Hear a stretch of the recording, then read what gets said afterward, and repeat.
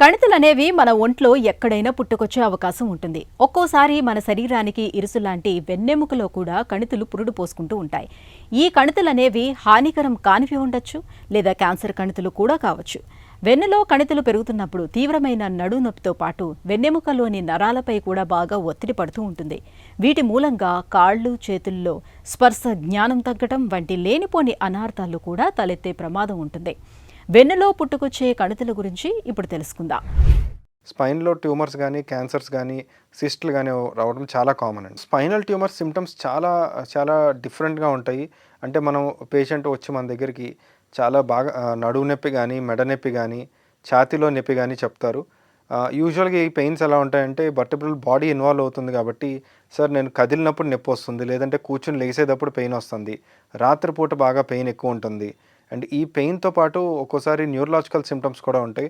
అంటే కాళ్ళలో వీక్నెస్, కాళ్ళు టైట్గా అవడం, అంటే స్పాస్టిసిటీ రావడం, ట్రిమర్స్ రావడం, నడవలేకపోవడం, స్పర్శ తగ్గడం.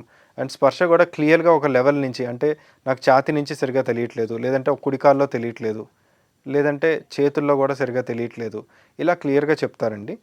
ఇంకోటి ఏంటంటే ఇలా ట్యూమర్స్ రావడం వల్ల యూజువల్గా వాళ్ళకి ఆకలి తగ్గడం, బరువు తగ్గడం, అండ్ యాపటైట్ లాస్ అవ్వడం, వెయిట్ తగ్గడం, సిక్గా కనిపించడం, పేషెంట్స్ చూడంగానే హెల్దీగా లేనట్టు తెలియడం, ఇవన్నీ కూడా స్పైనల్ ట్యూమర్స్కి వచ్చే లక్షణాలు మనకి. సో ఈ ట్యూమర్స్కి ట్రీట్మెంట్ చాలా వెరైటీస్ ఆఫ్ ట్రీట్మెంట్స్ ఉంటాయి.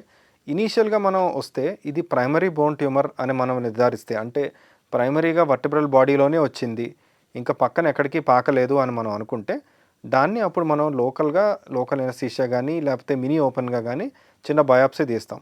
ఆ బయాప్సీలో డెఫినెట్గా అది లోకల్ స్ప్రెడ్ లేదు, అండ్ మనకి పక్కన లింఫ్ నోడ్స్ కూడా ఏం లేవు, అండ్ ఈ ట్యూమర్ మామూలు మెడికేషన్స్కి అనుకూలంగా ఉన్నది అని అనిపిస్తే యూజువల్గా ఆంకాలజిస్ట్తో మాట్లాడి మనం కీమోథెరపీ స్టార్ట్ చేసుకొని ఒక 3 to 4 వీక్స్, ఆ తర్వాత మనం దాని సైజ్ కొంచెం తగ్గించిన తర్వాత, మైక్రో మెటాస్టాసిస్ క్యూర్ తగ్గించిన తర్వాత ఎండ్ బ్లాక్ ఎక్సిషన్ చేసే అవకాశాలు ఉంటాయి. అంటే కంప్లీట్గా ఆ గడ్డని మనం తీసేయచ్చు.